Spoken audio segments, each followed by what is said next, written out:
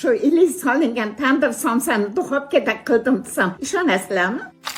Yarim litr suvga 1 osh qoshiq tuz, 1 dona tuxum chaqib, 1 kilo un solib, o'rtacha qattiqlikda xamir qorib olamiz. Xamir tingandan keyin 6 bo'lakka bo'lib, yana tindirib qo'yamiz. Juvalachalarimiz tezroq yoyilishi uchun men 3 uchtadan qilib yoydim. Yaxshilab un sepib, ustma ust qo'yib yoyaverasizlar.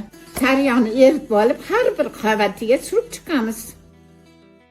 6-chi qavatini ham qo'yib oldik. Keyin shunaqa o'rab olib, muzlatishga, qotirishga qo'yib qo'yamiz. Xamir qotguncha to'g'ralgan go'sht, piyoz va ziravorlarni aralashtirib tayyorlab olamiz. Qotgan xamirimizdan zuvalachalik kesib olib, o'rtasidan chetiga qarab juvalab olamiz. Endi bu somsalarimiz yanada mazali bo'lishi uchun ilik solib tugamiz. Tugagunimizcha listni duxovkada qizdirib qo'yamiz. Somsani orqasiga tuxum oqidan surib, qizib turgan listimizga yopishtirib chiqamiz. 220 gradus qizib turgan duxovkaga qo'yamiz. Pishib, tagiga yopishib olgandan keyin duxovkani tagiga palga qo'yib olib, listni teskarisini o'giramiz. Mehnatimga bitta yuraklar, shirin so'zlaringizdan qolaman bolajonlarim. Bismillah.